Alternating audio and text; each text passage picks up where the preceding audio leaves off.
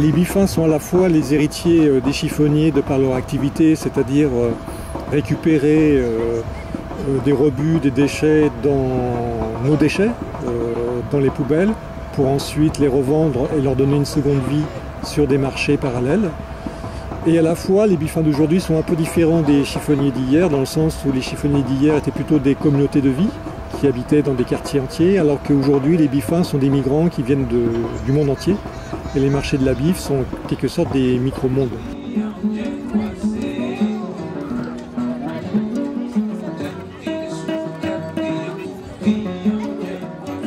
L'idée, c'est d'ouvrir des espaces de vente autorisés, organisés, d'ouvrir des carrés des bifins, des rues marchandes, des marchés, des jours de marché spécialement bifins.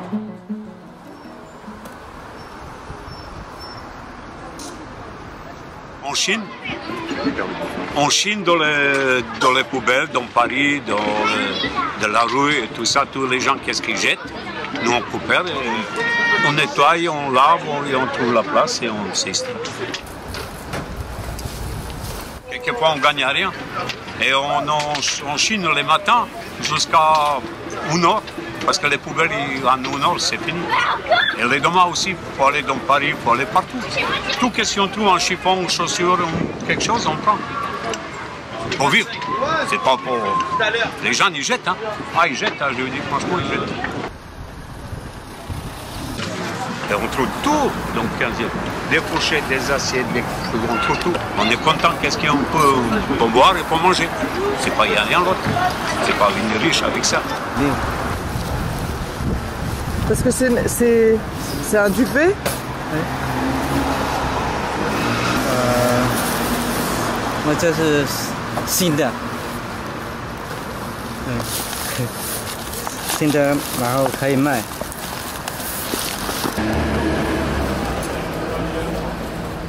L'activité a toujours son utilité. Elle a été d'une certaine manière supprimée dans les années 50 avec la mécanisation de la récupération des déchets, les bennes à ordures, etc. Car avant, les chiffonniers avaient le droit, par la préfecture, ils avaient même un badge pour récupérer et vendre. Aujourd'hui, ce que n'ont pas les bifins, ils n'ont pas ce statut-là. Alors que la précarité, depuis plusieurs dizaines d'années, renvoie justement l'utilité d'autant plus de cette activité économique.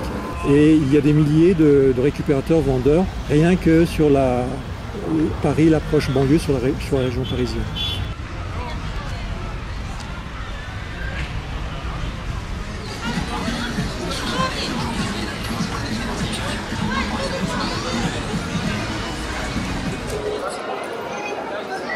S'ils ont une association qui les suit, par exemple les sans-papiers ou comme les gens qui sont seuls, le fait de faire partie d'un groupe, c'est déjà leur donner une identité.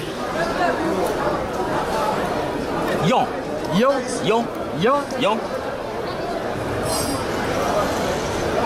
Yon. Ok, ok, super. Ça vous gardez. Ça. Moi j'ai trouvé des bottes militaires. Ils sont bien. Je les porte. Ah oui. Regardez, c'est des vrais rangers. Ils les jettent. Il ne faut pas les jeter. Ils sont bons, il faut les garder, il faut les faire quelque chose. Non, ils les jettent de la rue. Ils les mettent dans les sacs de les poubelles, ils les mettent à côté. Moi j'ai trouvé ça dans 15 ans. Ouais, Il y a des chaussures, je trouve, je le nettoie, je je nettoie dans la machine à laver. S'ils sont des baskets, tout ça. S'ils sont du cuir, je le serre avec le serre. On peut dire ça avec le cirage. Il se balade avec ses chaussures. Le policier croit qu'elles sont neuves parce qu'il a envie de les voir neuves. Évidemment, il regarde de près, il se rend compte que c'est de la retape et que c'est des belles chaussures qu'il a bien retapées. Il lui demande ses papiers, le gars commence à flipper parce qu'il n'est pas autorisé à travailler en France, il se dit qu'est-ce qu'il va me faire avec ce travail illégal, etc. Il lui sort le badge de l'association Aurore Carré des Buffins, et le flic se rend compte qu'il y a effectivement le Carré des Buffins à la porte de Montmartre, il y a une convention, qu'il y a un contrat avec la mairie, etc. Mais il le laisse partir.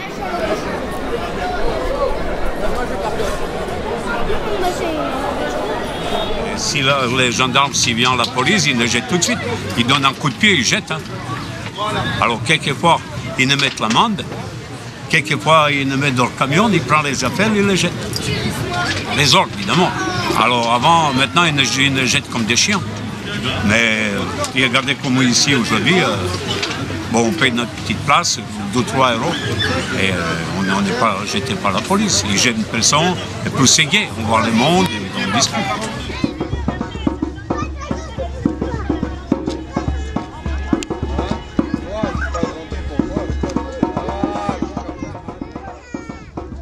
Ça prend du temps de montrer que c'est un marché organisé, auto-géré. C'est-à-dire que c'est vous qui faites la propreté, c'est vous qui faites l'organisation, c'est vous qui gérez. Ça prend du temps. La seule solution, c'est qu'il y ait plus de marchés, quoi. Nous, avec un marché par mois, clairement, on n'est pas suffisant. Donc tant qu'il n'y aura pas, il y aura de la sauvette.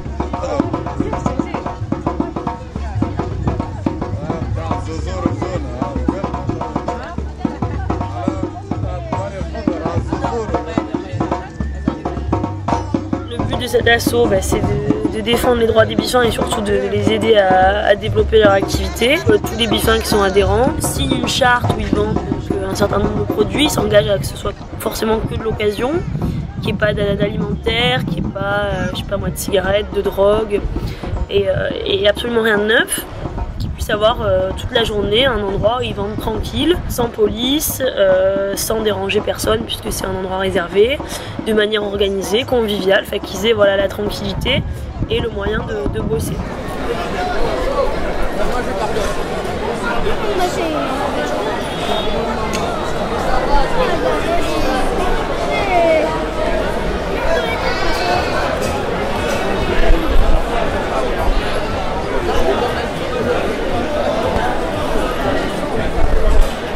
Le marché, qui est en fait la partie visible de ce parcours de l'individu de l'objet, constitue des véritables écosystèmes puisque à la fois il aménage une diversité de par le parcours des gens.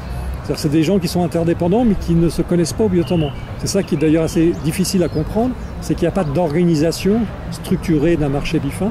Il est informel et à la fois cette interdépendance, c'est ça qui fait la structure. Et d'autre part, il est aussi écosystémique. Tout simplement parce que comme dans tout marché, il y a besoin pour qu'il y ait des vendeurs, qu'il y ait des acheteurs et donc il se crée autour de ces espaces-là aussi un écosystème et c'est pour ça que les marchés biffins se trouvent sur des lieux de passage spécifiques.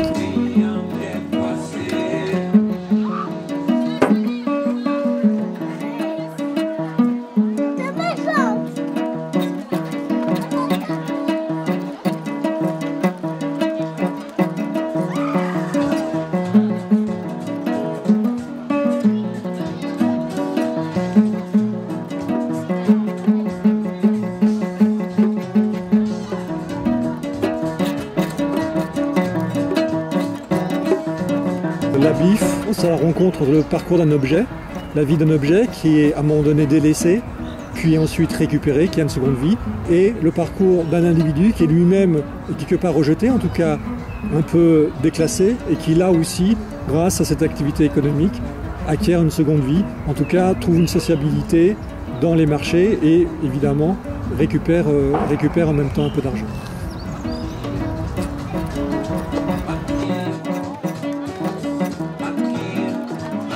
La journée a bien passé, malgré que j'ai rien vendu, je suis content.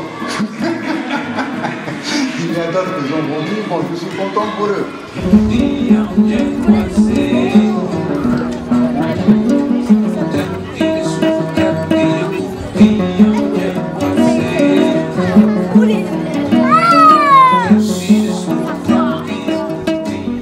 n'y a pas d'autre espace, à la fois de régulation de l'espace public et en même temps d'octroi de vente, il y a une telle pression de la misère des individus aujourd'hui, il y a une telle difficulté à la fois pour le politique comme le travail social et d'autres, de changer de paradigme.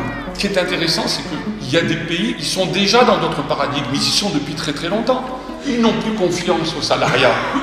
Donc ils vont dans l'intégration des plus pauvres par les petites logiques de marché. Bon, on a le droit d'avoir du mal à accepter ce paradigme-là, ce changement-là.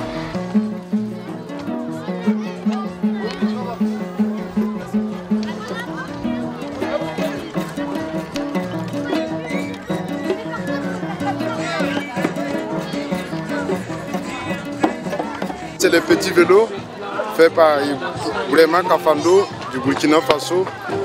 Et ça, ces vélos, ils sont faits avec les fils de récupération, avec les objets de recyclage.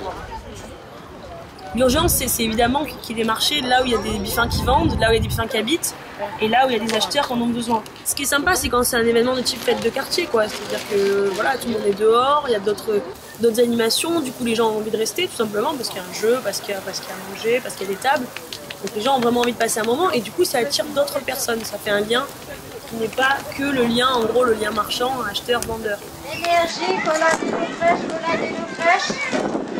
Énergie, cola de l'eau fraîche. Cola de l'eau énergie. Le truc qu'on fait tout seul à Améliore, il est viable, on peut payer des placiers, voilà, on pourrait même donner de l'argent à la commune, c'est-à-dire que la mairie pourrait ne rien dépenser du tout en prenant l'argent des bifins, les mettant en les donnant au nettoiement, à les placer collecteurs, puis l'affaire est réglée. Ensuite, tu as des chartes, tu as des règles, il n'y a plus de zone grise. Il y a un marché social avec une humanité qui est respectée par ceux qui sont censés la garantir aux yeux de tous.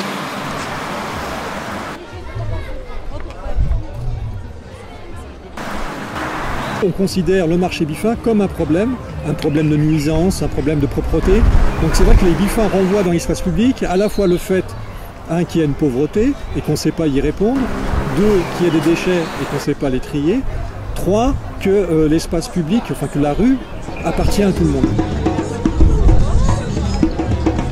Comme c'est des objets d'occasion, il y a vraiment un travail d'inventivité à chaque fois, parce que les objets sont uniques et on sort totalement de la sérialité, de d'économie totalement programmée. Donc la question des prix, la question de la manière de vendre, la question de la personne à qui vendre, la question de pourquoi le vendre, pourquoi on peut en avoir besoin, se repose chaque fois. Il faut sans cesse revoir, renégocier, un échange qui est toujours nouveau, toujours unique en fait.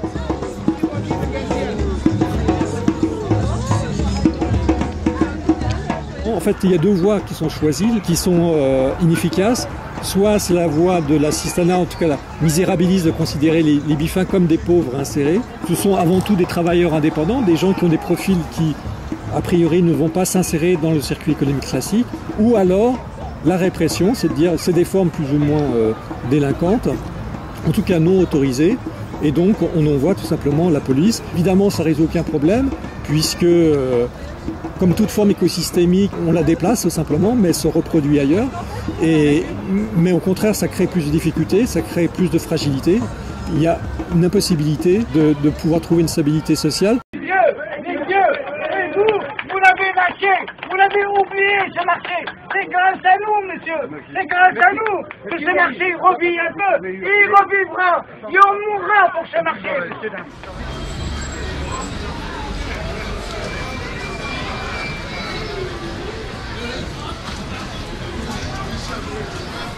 Le but aussi du collectif Rue Marchande, c'est de créer des référentiels parmi les bifins eux-mêmes, c'est-à-dire des gens qui soient des points de repère dans leur manière de décrire leur parcours, de permettre aux acteurs, à un moment donné, d'être validés leurs compétences et d'être reconnus comme interlocuteurs, aussi bien par rapport à leur communauté d'appartenance que par rapport au pouvoir public.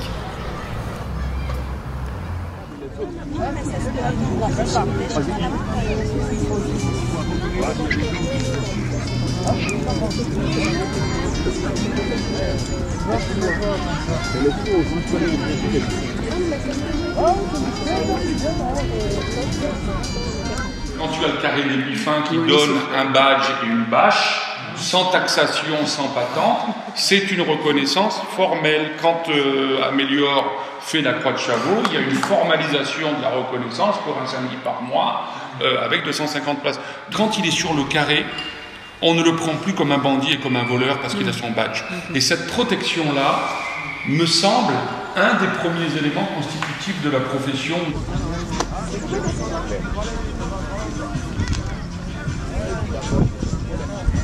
Les Biffins sont des acteurs historiques. Sauf que les Biffins ne sont pas organisés en syndicats, ils ne sont pas structurés. Donc c'est vrai que permettre aussi d'écrire ce récit collectif, c'est une manière de jouer un rôle de minorité active, c'est-à-dire une capacité, à un moment donné, d'influencer le cours de l'histoire, comme l'a fait à d'autres moments, par exemple, le mouvement ouvrier. Moi, je pense que c'est vraiment la bataille, elle se joue sur le plan juridique, quoi. C'est-à-dire montrer que voilà, on sait définir quelle peut être la manière pour les Biffins de travailler librement, d'être indépendants sans être en danger, sans s'exclure, sans avoir honte, sans se faire virer. Donc c'est une bataille qui est juridique et qui est politique. C'est-à-dire qu'une fois qu'on aura montré que voilà, on peut avoir ce statut-là, faire ce métier dans une forme acceptable pour tous, qu'est-ce que l'économie informelle apporte, comment peut être un commerce qui ne soit pas consumériste, capitaliste, etc. Et qui soit facteur de lien social.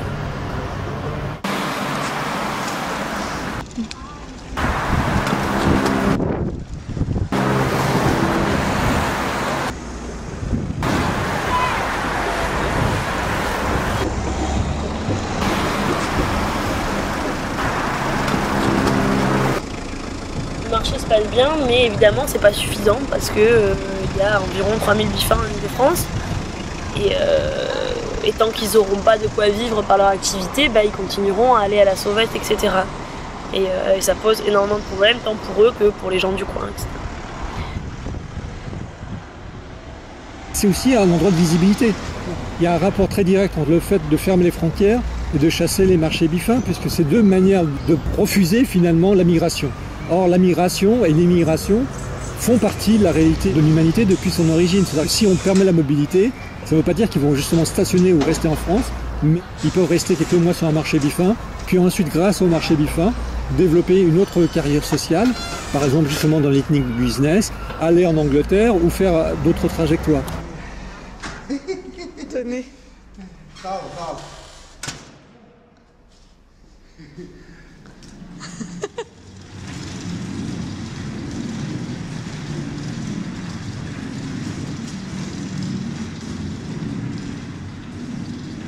C'est une population qui a grandi au fur et à mesure des migrations économiques en fait. C'est la communauté chinoise, la communauté rome, c'est ce qu'on appelle les Chibani. Et donc effectivement on a toutes sortes de communautés et c'est vrai que ça crée des barrières linguistiques assez fortes.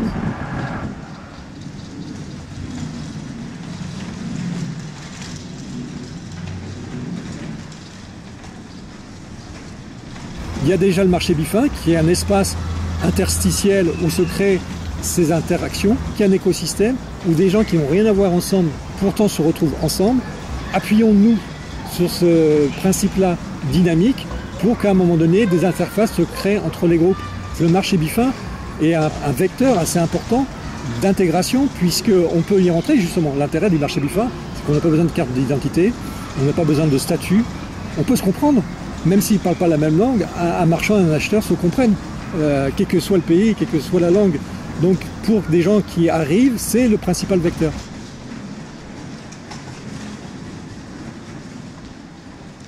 Dis donc, c'est loin? Vous allez où? On défend l'idée que là, c'est une activité professionnelle. Et donc, à ce titre, que ça doit être reconnu comme tel. C'est pas un vide-grenier ce qu'on fait. C'est un marché des Biffins, c'est une activité professionnelle de personnes en plus se situant sous les seuils de pauvreté. Donc ça se situe même pas dans le commerce, ça se situe dans l'économie sociale et solidaire. C'est votre garage? C'est à vous. C'est à vous. Parce que vous habitez dans l'immeuble? Pas vivre.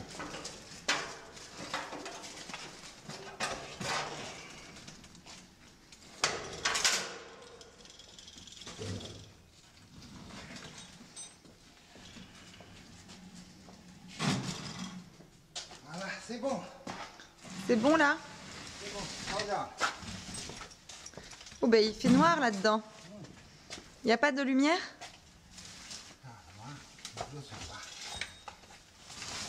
Voilà, très bien.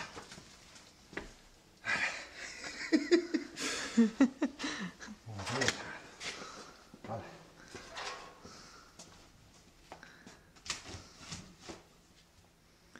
Et c'est parce que vous habitez dans cet immeuble-là? Vous parlez pas français, madame. Ah, vous parlez pas français? Ah, vous avez une petite lampe. Alors, votre petite lampe.